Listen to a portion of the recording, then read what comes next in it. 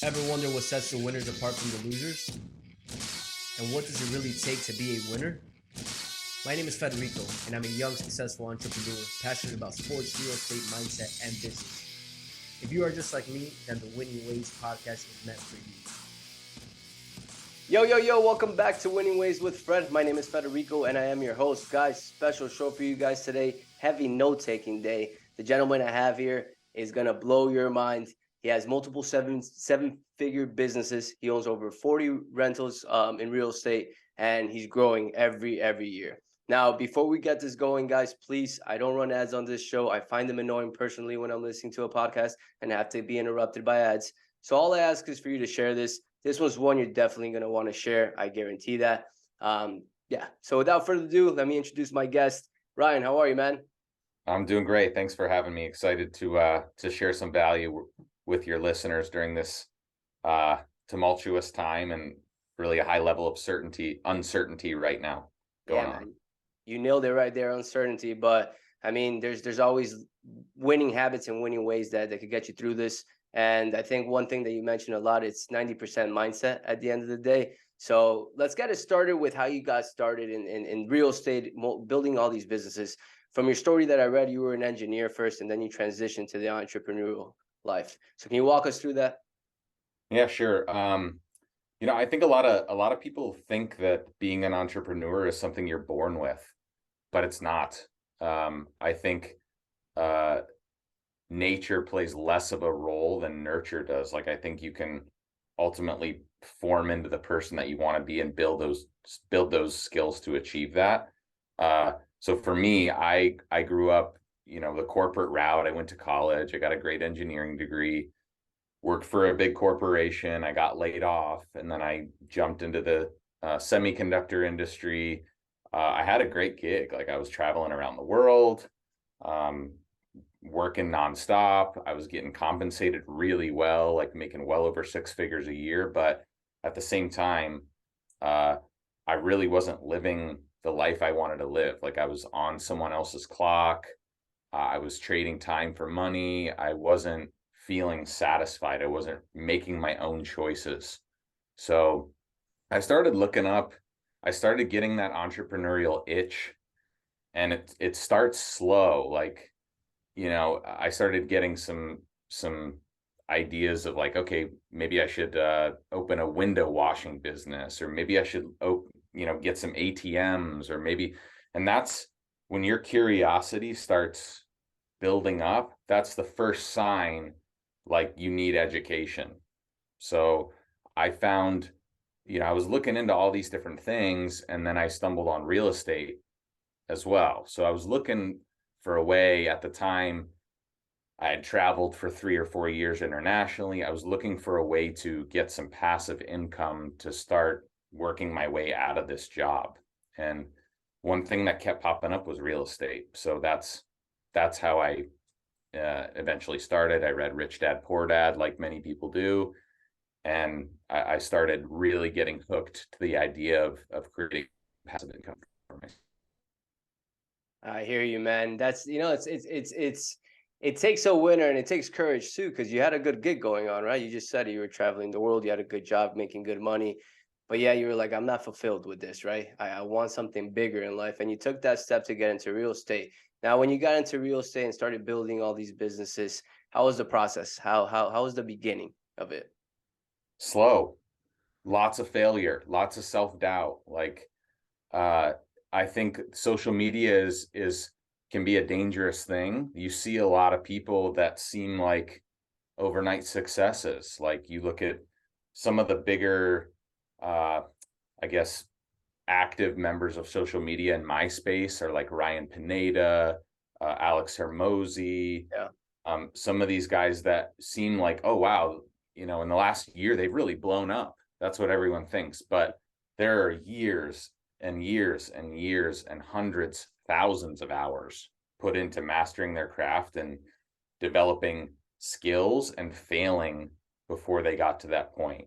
So for me, it took me 3.5 years of double dipping before I eventually quit that engineering job and went full time into real estate. So I was working, and that's the perfect segue for most people.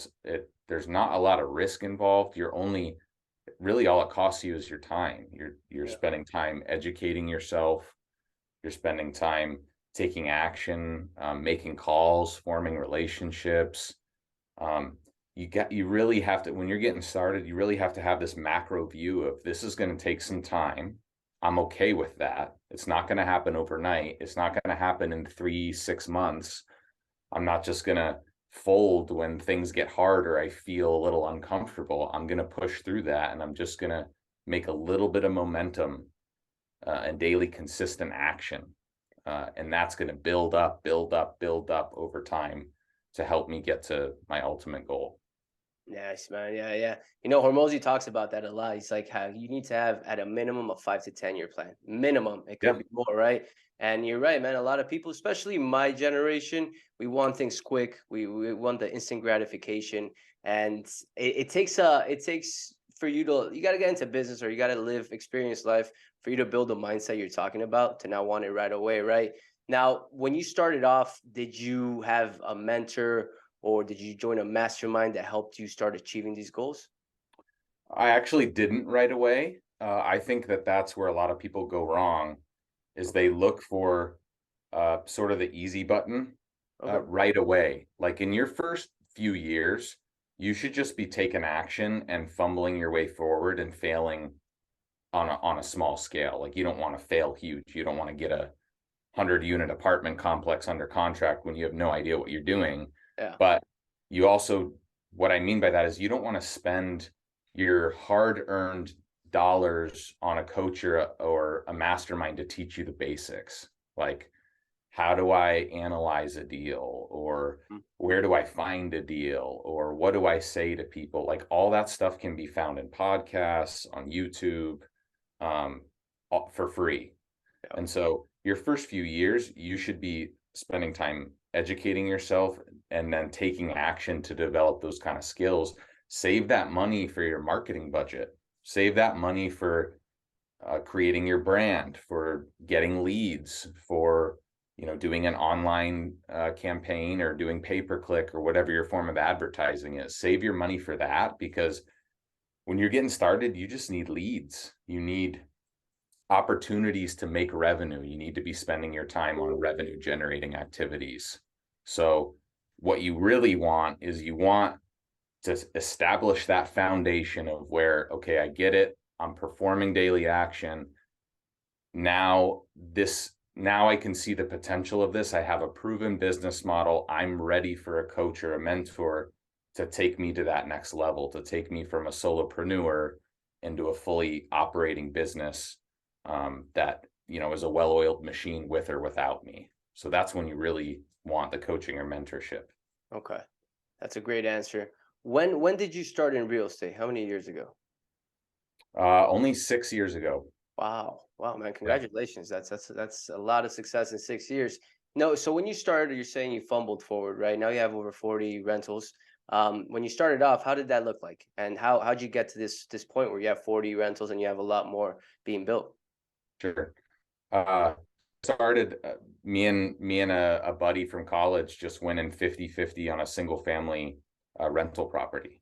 And that, for me at the time, was a really big action step. I was really scared. I didn't know, am I ever going to see that money back? But I had done enough research to know enough to eliminate parts of that fear. So I think when we talk about fear, the thing that holds people back, it's either a lack of education, or um, some kind of insecurity or self-doubt, that they are scared to fail, or they don't want to look weak in the eyes of others. There's something going on deep down, and oftentimes it's both. It's a Yeah. lack of education, and then some kind of insecurity about yourself or your situation. If you can do enough research to be well prepared, and also be humble enough to know, I'm not going to be good at this right away. I'm okay with that. I'm not trying to be perfect. I'm okay with making some failures. You're going to just explode your growth. And that's what I did. Is I started with a single family home. Like 6 months later, I bought another 50-50 with the same friend. And then I bought the third one 6 months after that. And around that time, I started learning about going direct to seller and how you can just get way better deals if you're targeting the right individuals that have problems that you can help solve. And if Mhm. you can solve those problems, just like if you're selling a product that solves some kind of problem or makes things easier or adds revenue to your business, you're going to be compensated for that better than just taking a more, I guess, passive approach and just looking at what's available and not really digging in deeper into that. I got you. I got you. No, it all makes sense. And it goes to show you, I mean, you started off step by step. So what I'm hearing here is in a year and a half, you accumulated 3 rentals, right? Every Yeah. 6 months, right? And it took you're 6 years in, but the first 2 years were really slow, and then you started compounding, right? You let your Yeah. work start compounding and everything. So now you have 40 units under you rental, sorry. And then you have a real estate business as well, where you Yeah. basically have realtors, you wholesale. What do you do there? Yeah. So we don't do anything on the brokerage side. So no realtors, but we do wholesaling, flips, Airbnbs, rentals, and new builds. So both apartment complexes, townhomes, and then we do some infill single family as well. So that's what the whole picture looks like now. But again, that started like each year we would add a new thing to our repertoire. Like the first year when I was going direct to seller off market after I had those three first rentals, it was wholesaling. I Mhm. would try to find somebody that had a problem that needed help, whether it be financial, emotional, um, health, hoarders, you name it. And in exchange for that, I'd try to get the property at a price that, they that solved their situation, but that left some room for an investor to feel good about the purchase. And so that was what I started out off with for really the first year and a half before I started doing any flips. Uh, Yeah, so, and then we added the flips, and then after that, we had the Airbnbs. We kind of had the rentals the whole time, but it was only till this last year that we added new development.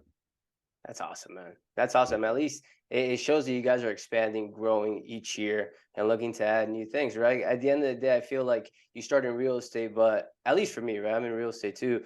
My goal is to get to commercial and development and all that. But you got to start somewhere, and Yeah. wholesaling, flipping, and all that. Now, now that you have a foundation, right? The business, you have rentals, you have all this going. Uncertain how we started the conversation. Uncertain times are coming. There's a lot of fear. Interest rates are going up. Prices are starting to stumble. What's your plan of action now with this environment? Yeah. So, and real estate is very market specific, right? So I'm going to talk to our market in Boise, Idaho, Okay. which has kind of been the poster child for it was number one during COVID in market appreciation. And now it's also leading the pack on the way down with what's going on with interest rates. So we've already seen about a 25 to 30% pullback in prices from May uh, to now. So literally in, you know, 5 or 6 months time, we're already 30% lower than we were in May, which is staggering. Yeah. Uh, so the thing to remember though is deals can be made in any market. And so for those people that are sitting around saying, well, I'm just going to wait for prices to go down before I get in, they're doing it wrong and they're never going to get in. They're never going to develop the skill set needed to take advantage of this opportunity because when prices bottom, whenever that is, and nobody is a market expert in timing the market, right? It's just that's a zero sum game that people will claim they can predict, but nobody will ever do. Maybe people get lucky sometimes, but that's to the extent of that. We're making huge wholesales right now. We're locking up stuff on creative finance, so subject to seller finances. Those are what's providing the most opportunities right now, and we're able to still make really, really solid assignments and solid deals in a down market by 30% this year, right? So like it's all about arming your tool belt for what's going to help you in the current market conditions. Yeah, man, I agree. I agree with the creative financing aspect too. I feel like wholesaling, I'm not saying it's that you can still wholesale a deal. We wholesaled a deal recently, but creative financing, and I feel like investors right now, what they're primarily looking for is cash flow, right? Yeah. And you're starting to see it. I mean, wholesalers sending you deals, creative finance, assignment fee, 15, $20,000. That I do agree with. That's where it's going. I actually started, I joined do you know who Pace Morbius? Yeah. Oh yeah. Okay, cool. Oh I yeah. actually joined his mastermind last year, started learning all about it because I kind of saw what was coming in a way, and he talks about it a bunch, and I've been following him. I was like, hey man, I'm gonna join this. It's been very helpful because you learn about this. If I hadn't seen his Instagram and joined his mastermind, I would have never known what seller finance or creative finance or subject to, you know? Yeah. Yep. Smart. So we were one of the early members in Sub 2, I think about 2 or 2.5 years ago, when it was like, I think like 200 members or 150 people. That that alone was one of the best decisions we've ever made. Because what you would have to offer sellers right now at a cash price, the problem with what's gone on in the market is we've shifted so drastically in a short period of time. People like us, investors that are active in the space, we kind of get the news and the gist of what's going on within a week, right? Or even within a day sometimes, just because we're so plugged into it. For homeowners, they don't, a lot of people that we're talking to now still don't even know it's a down market. They're only just now beginning to hear like, oh, their neighbor's property isn't selling anymore. So there's this weird transition time right now where you got to do a really good job on educating your team and educating your sellers on what's happening with with the market, and planting those seeds of credibility, so when they get to the time when they need to sell, you're the person that they call and not somebody else. See, most people go in and they just try to lowball a seller, and they try to play the volume game and send out 1,000 offers and hope that, maybe 4 or 5 get accepted. And that's really not the most effective and efficient way to do it. The best way to do it is to build credibility with your sellers, um, and play that long game of just adding value to their situation. Yeah. Yeah, man. It's so funny because I said that I was talking to my partner the other day and we talked about that. Right now, it's just planting the seed and following up, right? Because what you're saying is so true. A lot of people think that the value of their property is the same what it was worth a year ago. And it's not the case. You're starting to notice it, but you just you can't push them, right? You just got to let them know, hey, listen, we're here for you. We'll agree to the price you're saying, but you got to agree to terms and so on and so forth. That it's funny because that legit the conversation I had with one of my partners. Now, let me ask you this. If you, because a lot of my audience are younger male men, Yep. right? 18 to 25-year-olds are like my primary demographic. And a lot of them like want to know how to get started. They always ask me, how do I get started? And that's a question I'd like to ask you right now. If you were a 23-year-old, just graduated college, your aspirations are to be in real estate, what would be the steps you would take to start getting it going? YouTube University, like, seriously, like what you just mentioned, Pace. Pace has put a lot of time and effort into his YouTube channel. And what I like about his content is it gets more into the details than other people. Like sometimes as visionary entrepreneurs, and you're like, oh, that's a great idea, but now I don't understand the how. So all of his stuff, all his YouTube, his podcasts, Brent Daniels is also a really good one in my space. His YouTube channel for cold calling is spectacular. So what we're alluding to here is, first, the education piece. That's very important, but then you just got to go get your hands dirty and start getting some sales type experience, like talking to strangers, practicing different questions, asking, trying mirroring some stealth mismatch, some other sales techniques, because sales is what's going to get you revenue in the door. That's the number one priority. So I think it starts with the education piece of checking out free content in the space, and then you got to take action. It doesn't matter if you only got 20 minutes a day to devote to this because you got a full-time job elsewhere. And that 20 minutes a day, you got to call on sellers, you got to talk to property managers, you got to talk to other people in the space, like surround yourself with like-minded individuals. You just got to start like fumbling your way forward. And then what that does is it not only do you build up confidence that you're developing a new skill, you're getting uncomfortable on a daily basis, and now all of a sudden that doesn't feel too bad, but it'll also give you clarity on, you know what, like, what do I actually want? Because in that 18 to 25-year-old age, even up to 35, really, most people just kind of go through life and they've never sat down and thought about what they actually want out of life. Yeah. And what they want to achieve. So you got to put something to paper, even if it's just, you know, by 2040, I want to be financially free. That's a great starting point. Yeah. So tying all those things together into that big goal that you can actually start putting action towards. For sure. Now, one thing that I want to pick on this is you have a great mindset, right? And it's a successful mindset. It's a growth mindset. It's a, like you say, see it long over the long run. But when you started off, was it like that? No. Okay. So truthfully, no. So, really, until The Go-Giver was a really important book to me to read, where it talks about the power of abundance and how if you lead with value, I always used to think, if I'm giving somebody my time or value, like, it's a zero-sum game. They're winning and I'm losing. Like, I'm giving them free information and I'm not getting anything in return. And the corporate world kind of works like that. Like, so you have to really, that's not how entrepreneurs work and people that kill it in business work.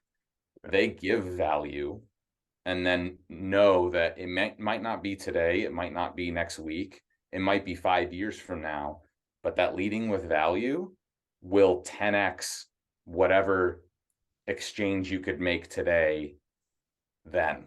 So you'll just 10x and catapult your business and yourself and your mindset into another direction if you lead with value first and worry about what you get later.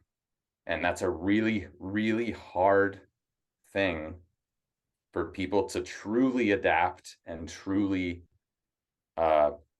internalize and be okay with, because guess what? You'll get taken advantage of sometimes. That's the truth. So, but the people that you do help, I can't tell you how many people reach out to me now and they're like, man, I listened to you on one of your shows, your podcasts, and you helped me that one time on Instagram when I sent you DMs, and thank you so much. Like, now I finally had the courage to get started and I'm rolling. And that, to me, is so powerful. Like, that's a future potential coaching student. That's somebody I might do deals with in the future. That's somebody that's spreading the name about my brand and who I am and how I do business and that I'm a go-giver. Do you think that that's going to attract many, many more people to me? Absolutely. So you just have to it's really hard at a young age to take a long view of things. Yeah. But that's really what it's all about. Like, you just have to step back and look at the macro level and see, this is going to take some time, but it's going to be explosive, leading with value. Got you. And let me ask you this: with, you say you read, I assume you read a bunch. Most leaders are readers. That's a fact, right?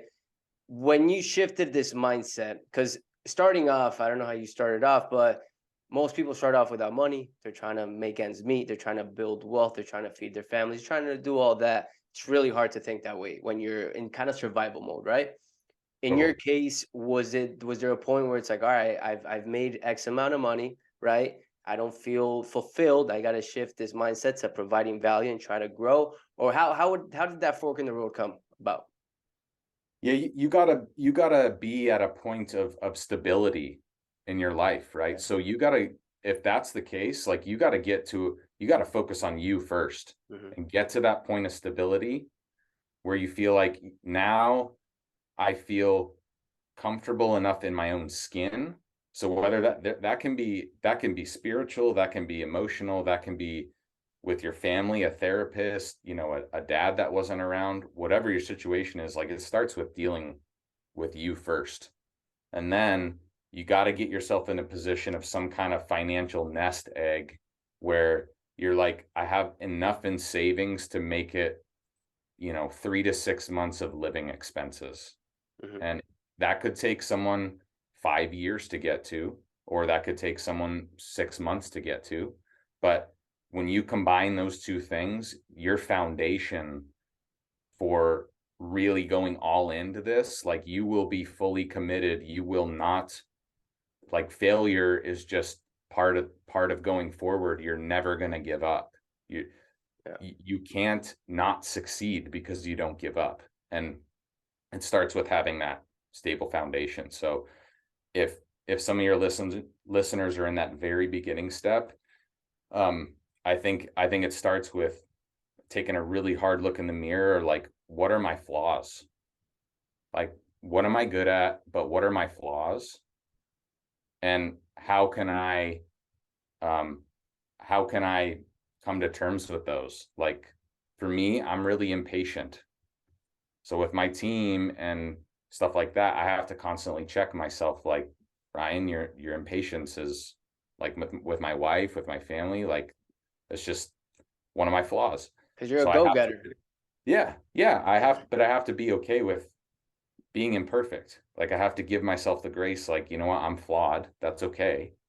But it's about being self-aware. Hmm. So Yeah, it man. I starts mean, with at the that. end of the day, it's like you gotta also see it like you're not for everyone, but you are for someone. And the first step to success is failure, right? Like you gotta fail, fail, fail, fail. That's how you learn from your mistakes and grow.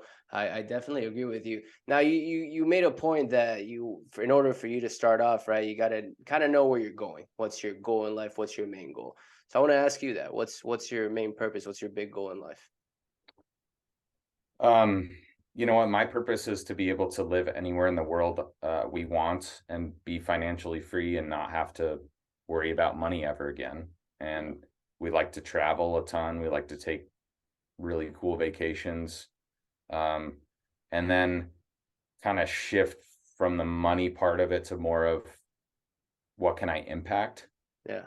Um, so I think my 5 year goal is to have from now is to have 100K a month passive.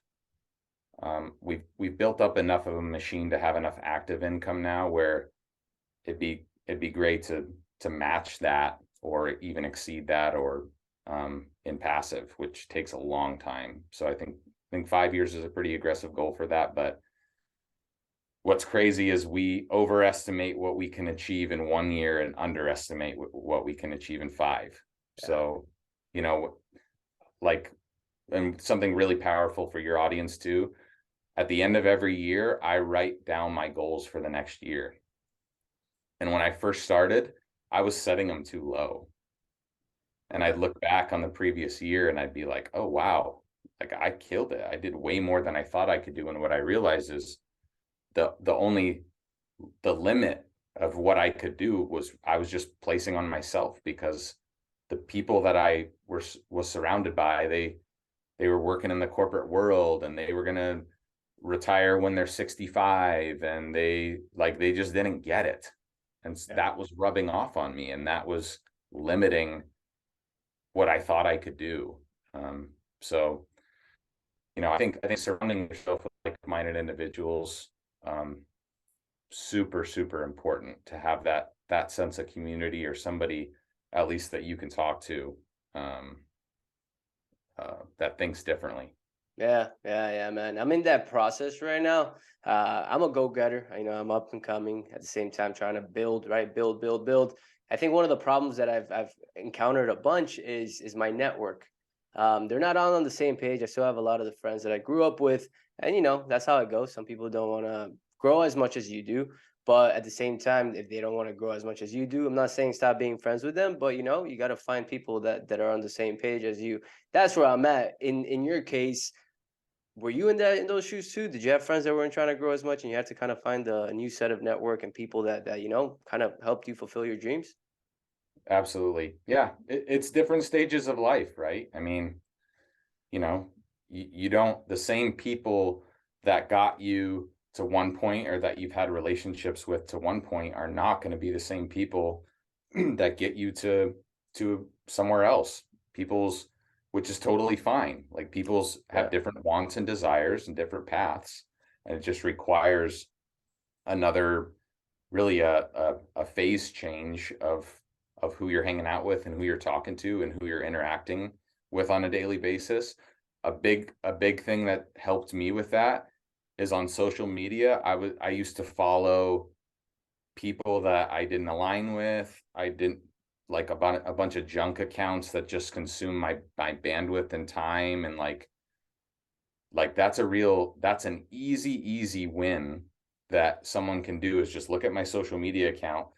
Let me follow all the people that I want to be like, and Mm. let me get rid of all the crap that's consuming my time. Because that screen, what is it called, the screen time Yeah. app on iPhone, like, that tells you how much time you're consuming on a daily basis on your screen, is pretty eye-opening. So if you're spending all day scrolling through Instagram and TikTok on garbage content that doesn't actually help you get to where you want to go to, Yeah.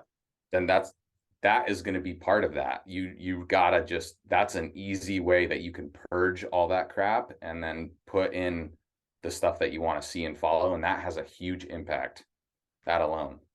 That's a great tip, man. I'm gonna Yeah. unfollow all my friends. Sorry, not sorry, but that's how it is. Hey, it's true though. I mean, it is very true. It's like the accounts you follow, and what you're saying is super true too, in the sense of the screen time. It's eye opening, man. And Yeah. like, I consider myself a person that doesn't use my phone much, but I know like my little sister uses it a bunch, and I could probably she probably doubles my time, and it's like, holy hell, man, that's it. And what's popular nowadays is just you got to follow the right accounts. Ryan, now one last question too. Actually, I know you live in London, man. Yeah. How that's badass, by the way. How do you make it? How is that in the sense of like you running a business here in the United States, multiple, right? And then you living in London with the time change and all that. How does that work? Do you travel a bunch back? No, not a Okay. ton. We, with my family and everything, I try to limit it to once, maybe twice a quarter. Okay. So like every other month. Um, and short trips, like maybe a week. Yeah. Um, so it's not easy. Like, I'm not going to sugarcoat it and make it seem like it's this amazing life, and all we do is just sit around and drink wine and go to pubs and eat fish and chips all day. Like, we don't do that. It's a challenge. Like, the US working hours are, um, you know, evening here. Yeah. So, but it's just one of those things. Like, it's a sacrifice. Are you willing to make it or not? Like, if you don't want to live in, we wanted to live anywhere in the world, and that comes at a cost. Like, that comes at, okay, now I have to work some weird hours, Yeah. and it's probably going to be rough for the first 6 months to a year until I get a couple positions hired and I get this cleaned up, and then I can maybe get my hours to daytime here, or arrange my meetings in a way. Like, there's just things that you got to figure out when you do it. But the way we live our life is, we're just like, let's just go for it. Like, if it doesn't, we're not stuck here, you Yeah. know? Yeah. So, but I think too many people look at something like that and they're like, oh, that sounds like too much work, or uh, I that sounds like a huge thing, and it's really not. It's all about how you like, how bad do you want it? Yeah. and Yeah. Yeah. and if you don't want it, that's totally cool. Like, you want other things or whatever. But I Yeah. think that just comes back to clarity, like having certainty, as much as you can, and really what's important to you in life. Because travel is a big thing for us, and London has the biggest airport in the world, and you can get anywhere from here. And we've we've always just wanted to hop over to European countries on the weekend and do that, and it's fantastic. So That's cool, man. That's cool. You yeah. kind of you kind of make me want to do that too. My girlfriend has been telling me, because we just signed a lease here in Miami, but she's like, "Why don't we move to Europe?" She lived in Valencia for a while and she loved it because she took the trains, and it's an easy travel to different places in Europe when you're already in Europe, right? And now with like everything going on, it makes you think about it. It's like, why not, right? You're not just stuck to the United States or Miami. I think the one thing that keeps me here a little more is my family, my parents, and I have a Sure. bigger family too. But at the same time, like you could travel back, spend time with them. They can come to you. That's awesome, man. Very inspiring story, Ryan. My last question before I let you go is I like to get a book recommendation for my audience, one that you find inspiring, or one that kind of changed your life.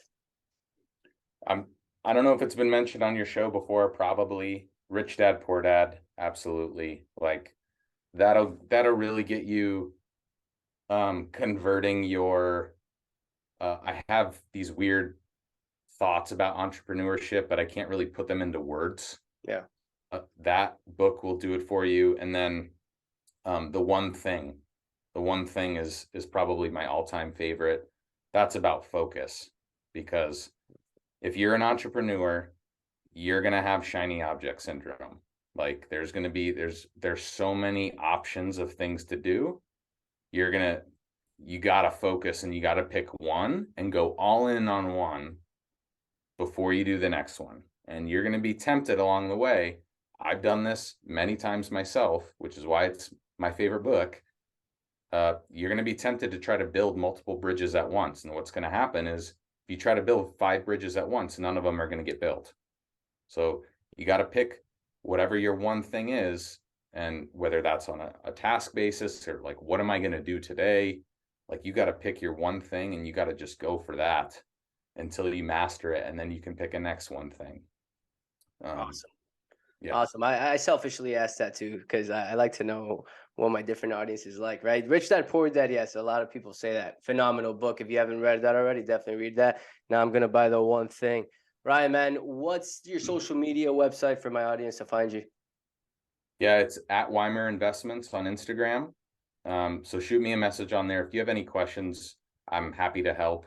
Uh, that's one of the things that people did that for me when I was starting out, and it was a huge help. So it's all about paying it forward. Like winning together is much more fun than winning alone. So the one thing I want to leave your audience with too is as you're looking at these goals and you're trying to think about what you want to do in life and all these deep thoughts, just be careful about falling in that trap of more, more, more. Because with social media and just entrepreneurship in general, that can be glorified. Like, oh, okay, I've hit this goal. Now I'm going to up it. Okay, I've hit that goal. Now I'm going to up it. Okay, now I've hit that goal. And it goes on forever. And the flip side of that, of like not feeling fulfilled in the corporate world because it had too much structure, you could also be not fulfilled if you're constantly setting new goals for yourself and never really, like, are you actually going where you wanted to go, or are you just moving the goalposts further? So that requires a lot of iterations, and that'll change over the years. But just be careful about falling into that more and more and more trap. There's got to be a time when you're like, when I get this is what it means to me, and this is now the life that I want to live. It can't just be this out there thing that you keep moving, and Yeah. you're grinding forever. You're the eternal grinder. Yeah. So No, I get you. I feel like there's a balance to that, right? Because you can't also get complacent. But I hear what you're saying a lot too, and it especially with go getters, people that are like are very competitive. In my nature, I am, and we get to a goal, and instead of being grateful and kind of like soaking it in, you're kind of looking, all right, I got this. Now what? What's yep, next? And you're yep. never truly fulfilled, and that in a way starts burning you out. I hear you on that. Right on, man. Well, I appreciate it. And yeah, anyone that needs help, um, or if you're having some issues about mindset or looking critically at your life and your thoughts and you're not really sure like what avenue to go down, shoot me a message, because I've been there. I can help with all that. Yeah, yeah, guys, and his website, his Instagram, all his social media, as always, will be on the notes. Give him a follow. Great content, very helpful. Honestly, I follow him now. And yeah, guys, please share the show. Everybody has to know who he is. Very helpful. And yeah, with that, see you guys next show. Thank you, thank you, thank you for being here.